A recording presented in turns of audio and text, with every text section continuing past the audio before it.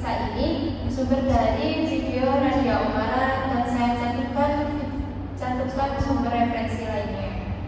Teman-teman pasti sudah tidak asing dengan kata Punokawan ini. Nah, kalau tidak tahu Punokawan kan bisa atau kalau enggak Punokawan itu Semar, Petruk, Gareng, dan Bagong. Nah, ini tokoh perwayangan ini biasanya pada saat pementasan perwayangan Punokawan ini biasanya keluar pada saat mereka terkenal menjadi penebar humor. Nah, selain menjadi kelompok penebar humor ini, mereka bisa menjadi kelompok penasehat. Selain menjadi mereka humor yang lucu, mereka juga bisa menjadi tokoh yang bijak. Nah, Punokawan ini dipercaya adalah buatan para wali songo, khususnya siapa? Sunan Kalijaga. Dalam menyebarkan Islam di dalam masyarakat Jawa pada masa dulu. Nah, karena itu di masa-masa tersebut dalam mendakwah untuk masyarakat Jawa yang masih kental anisme dinamismenya harus menggunakan trik budaya yang menyampaikan Islam. Jadi Sunan Kalijaga ini biasanya menggunakan dengan perwayangan itu untuk berdakwahnya. Untuk kata Punokawan ini berasal dari kata panah yang memiliki arti cerdik, jelas, terang, dan cermat dalam pengamatan, serta kawan yang memiliki arti teman atau sahabat. Nah, Punokawan di sini kalau disatukan menjadi berarti teman atau sahabat yang sangat cerdik dan dapat dipercaya serta mempunyai pandangan yang luas, memiliki pengamatan yang tajam dan cermat. Dalam bahasa Jawa dikenal dengan istilah tanggap ingsa semita ranimpat kasani granita, yang berarti peka dan peduli terhadap berbagai permasalahan.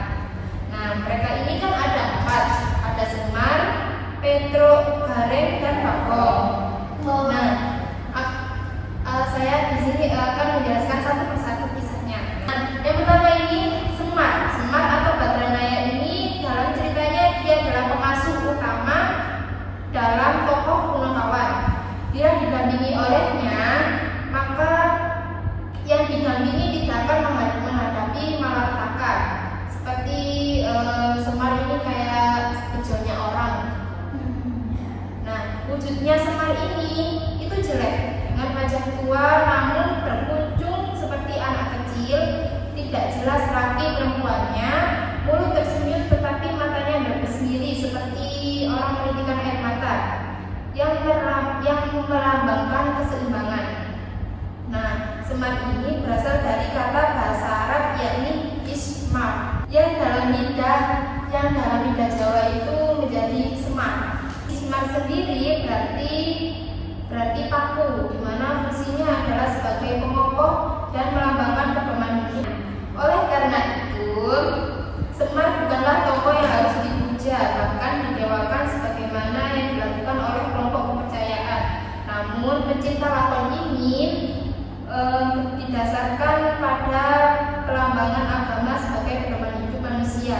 Sedang kata Badranaya ini berasal dari kata Badra yang berarti kebahagiaan dan Naya berarti kebijaksanaan. Maksudnya adalah pemimpin dengan bijaksana serta mengiring masyarakat untuk beribadah kepada Allah SWT, dan negara akan stabil bila Semar bersemayam di pertapaan Kandang Penyu, yang artinya dimana maksudnya penyu itu unang. Nah, dimana maksudnya adalah penyu ini seperti unan atau permohonan kepada Allah SWT, dimana makna dakwahnya ini sudah jelas dari Sunan Kalijaga itu untuk permohonan kepada Allah SWT seperti itu. Nah, yang kedua ada siapa? Petruk. Nah, kata Petruk sendiri berasal dari kata fatruk yang diambil dari kalimat tasawuf fatruk kula masih wongkohi. Fatruk kula masih wongkohi, yang artinya tinggalkan semua apapun selain Allah Subhanahu wa Ta'ala.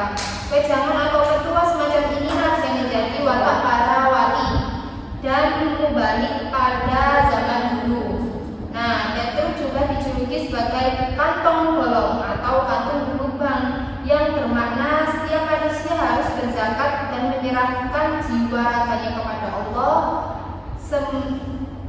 menyerahkan jiwa raganya kepada Allah semata secara ikhlas tanpa pamrih seperti berlubangnya kantung tanpa penghalang. Nah, yang ketiga ada siapa?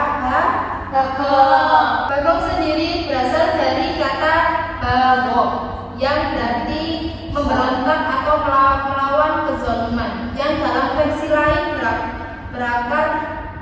berakar dari kata bakok yang bermakna kelanggengan atau keagamaan. Nah, di mana setiap manusia tempatnya adalah di akhirat dan dunia adalah tempat mampir ngombe atau tempat menumpang minum. Nah, jadi kayak dunia itu tempat sementara, akhirat tempat selamanya. Nah, yang keempat ada siapa terakhir?